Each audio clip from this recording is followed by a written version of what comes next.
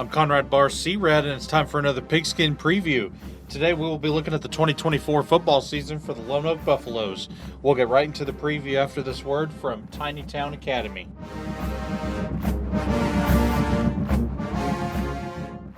Tiny Town Academy has come to Grand Saline. Locally owned and operated is the ultimate party and educational place for kids. It is a magical indoor playground designed for kids in a stimulating environment where kids can play, learn, and grow to their fullest potential. A great place for birthday parties. Cost is $12 for kids, $5 for adults. Tiny Town Academy, TX.com. Open Monday through Thursday, 10 to 5, Friday to 4. Located 119 North Main in Grand Saline. Call 430-271-2747. At Tiny Town Academy, where moments become magical. The Lone Oak Buffaloes are under the direction of head coach Logan Turner.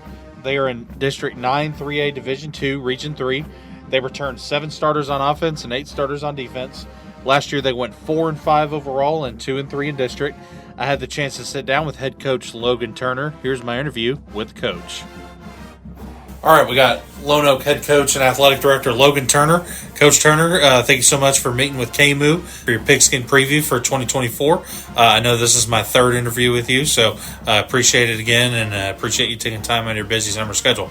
Now, to get started, obviously we have new listeners in KMOO country. We also have new people that may have moved into Lone Oak, so kind of tell everybody a little bit about your coaching background. I know you are a Lone Oak alumni, so you do have deep ties here, along with some of your family members as well, working here previously. But tell us, fill us in on a little bit about yourself and your background.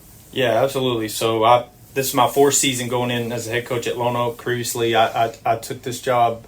I was the offense coordinator at Frisco Lone Star. Worked for Jeff Rabram over there. Worked for Coach Davidson out in Graham, out in West Texas. I started my career in Bell. Scott Ponder hired me after I got done playing my senior season at Hardin-Simmons. But coaching's in my blood. My dad was a head football coach for a long time. His first head coaching job was here at Lone Oak, just kind of like mine was. So I was in school here 3rd through 6th grade. There's still a lot of familiar faces and things like that, and kind of what drew me to Lone Oak. And we had some great memories of here back in the late 90s and 2000. Left here to go to Sulphur Springs, so I've always kind of been in the area. But yeah, it's in my blood. I tell our kids all the time, man. I was one of those weird kids. I knew what I wanted to do from the time I was in the 5th grade. I wanted to be a football coach. I wanted to be an athletic director. So getting to live out my dream, man. So. Awesome. Yes, sir. Yes, sir.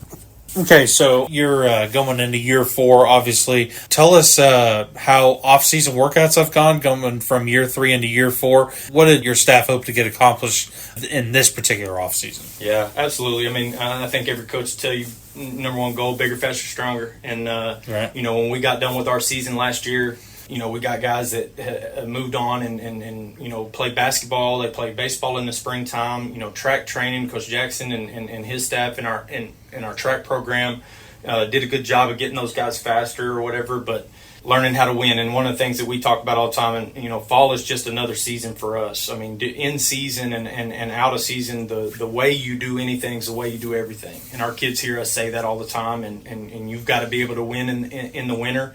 You got to win in the spring. You got to win in track. You got to win in the summertime for you to have a chance to go and win in the fall. And I think our kids and our staff, have really bought into that, those ideals. And I mean, it's been a great off season. We've had great summer attendance this year, way more than what we've even had in years in past. And I think a lot of that is, just due to our kids understand what the expectations are around here. They're hungry to get back in the playoffs and things like that, and understand that you've got to go and do that 12 months out of the year. It doesn't just turn on when the season starts. So really pleased with where we are, and where our coaches have been able to get our kids as far as the physical side of it and the tools that they're going to be able to bring on a Friday night.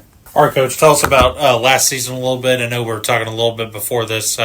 Just barely missed the playoffs due to some seeding circumstances. Yes, so sir. Tell us about last season and just kind of highlight on it briefly. Yeah, absolutely. I mean, there was certainly a lot of good. We had ups and downs. The consistency part of it is really something that we've really harped on with our kids this year. I mean, you got to be great every day, and everybody in this league, and especially in that district that we were in. I mean, there ain't no sisters. I mean, they're all really good football teams, and they're very well coached. And if you don't bring your A game on a Friday night, man, you're probably going to come up short.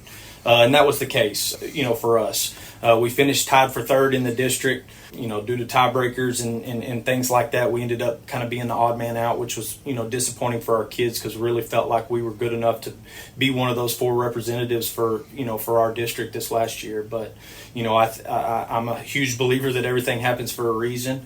I hate it for those seniors last year, and they did everything that they could to put us in that position. But they have certainly, let this place better than when they got it. And that's something that we talked a lot about last year, and for all of our returners, the stage and the place that they're at and going through what they went through as juniors and sophomores, I think it's done nothing but fuel them to control what you can control, and put our best foot forward, so that we don't leave it up to some bylaws and things like that to why we're sitting at the house and others get to keep playing. All right, so tell me about some kids that you and your staff are going to depend on this upcoming season. Tell us some position groups that you're excited about, or anything returning that had a really good year last year. Yeah, absolutely. I mean, I think it starts with we've got 11 seniors returning. They were freshmen when I first got here, so they're our guys, and they've the leadership that we've gotten out of that group. Corbin Johnson, Nick Counts, Trey Hubbard, Camden Norris. We've got guys up front, big bodies up front that are going to play on the offensive and defensive line. We've got our skill position. I mean, the majority of our production offensively is coming back. Austin Jackson graduated this last year as our running back, and that will be a question mark for us. We've got a lot of guys that we feel like can step into those shoes, but they're going to have opportunities to get in there and do that. But the rest of them, we've got a lot of guys coming back, and same thing on the defense side. I mean, obviously our kids play both ways, and for the most part, quarterback's coming back. Slade Parnell was a sophomore this last year, and he, went through his, growing pains and things like that, understanding the system, stepping into a, Friday night ball and things like that. And I mean, I really like his upside, and he's one that has really understood what he needed to work on in the off season, along with those other guys too. But super proud of where he got himself physically and things like that going into his junior season. All right, obviously I know you've been coaching a while, and I know you're going into year 4 of being head coach here, but is there anything in particular you did different this offseason compared to stuff you've done in the past? No, I mean not particularly. We are huge believers in we're going to do what we do, and myself and my staff, I think that we've all came from successful programs and understand what it's supposed to look like, and I learned from the only reason I tell people all the time, the only reason I'm sitting where I'm sitting is because of the guys that I was able to work for and watch how they do things, and how they led those programs. And I've been very fortunate in my career to be around great coaches, and one of the things that I learned from all those guys that you stick to believing in what in what you're doing. And as long as we talk about all the time as a staff, our personnel, and evaluate and where we can be better, and where we feel like we came up short, and obviously we'll make tweaks and things like that here and there. I think really ultimately is doing what we do, but doing it on a more consistent basis. And I think our kids believe in what we're doing, and they've seen the growth in themselves, but also in our program, and they see the strides that we've been able to take. So just a lot more of the same is really what it's been. All right, tell us about any new additions to the staff you might have had, just in football aspect, but Yep. Tell us how they're going to benefit the staff and your kids. No, absolutely. So we hired Coach Jamaica Rector is going to come and help coach our wide receivers. Hired him out of Celeste, and excited about the energy that he brings, the knowledge that he brings. I mean, obviously he played high level ball and things like that. I think he's going to be a great fit in that office with those other guys. But that's really the only new one that we really have as far as our varsity staff goes. And I'm excited about him. Got an opportunity to see him coach this summertime and things like that. And he brings a lot of knowledge and like I said, energy to the table. All right, Coach, this is a redistricting year, so tell us about your new district. Also, your non-district schedule changed a little bit, so tell us about some opponents maybe that Lone Oak hadn't seen too often that may be on this schedule this time around, or tell us about maybe some, obviously every game's important, district or non-district, but tell us about some intriguing opponents that kind of open your eye or think's a big game. Yep, no, absolutely. Obviously the first one's always big. We played Rains the last couple of years, so that's a familiar face for our kids, but that's a huge game for us. And the first district game is always a big one. We start out at Chisholm on the road to start out district. That's going to be a huge game for us. They do a good job up there. It's a new opponent to us. It's not somebody that we played since I've been here. I know they played in the past. Grand Saline's another one. Those guys do a great job over there, and I've told our kids don't really remember this, but back when I was a kid and I was in school here, Lone Oak and Grand Saline didn't care for each other a whole lot. They were very good, and so was Lone Oak, and there was a lot of heavyweight battles between those two schools. I know my father is very excited to see the Grand Saline Indians back on the schedule, but we play Edgewood the last week of the season, and those guys are very well coached. I know they got a lot of great young talent, got a really good quarterback.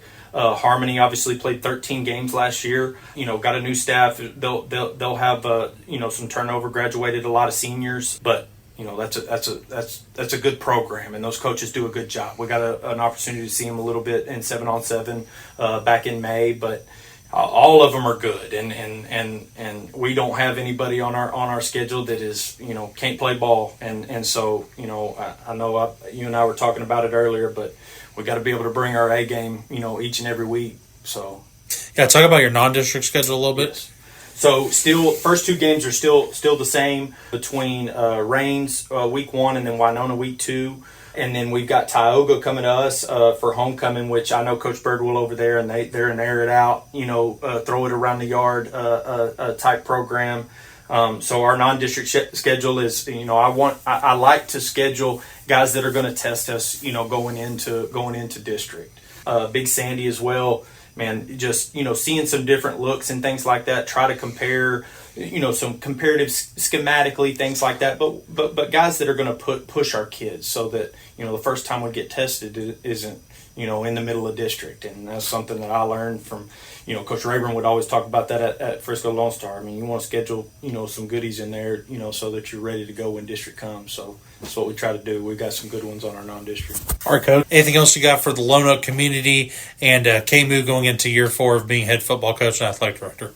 I'm excited. Our kids are excited. There just seems to be, I don't know, it just feels different. And I've talked to our kids about it. Just their demeanor, the way that they enter the building, and excited about the season coming up. And so football time and Friday night football in Lone Oak, Texas is a special place, and it's a special place because of this community, and it's what drew me back to this place. So I just encourage everybody to come out, support our guys, and come be loud. Well, Coach Turner, thank you so much. Good luck on the season, and we'll see you guys soon. Yes, sir. Thank you. Thank you. The Lone Oak Buffaloes will begin their 2024 football season on the road versus the Rains Wildcats. I want to thank head coach Logan Turner for taking time to sit down with us for this preview. I also want to thank Tiny Town Academy for sponsoring this Lone Oak Pigskin preview. Tomorrow we'll begin our next Pigskin preview with the 2024 football season for the Rains Wildcats, brought to you by Potts Gas. I'm Conrad Bahr, C-Rad, and you've been listening to the Butler7media Pigskin preview for the Lone Oak Buffaloes. Thanks for listening and have a great evening.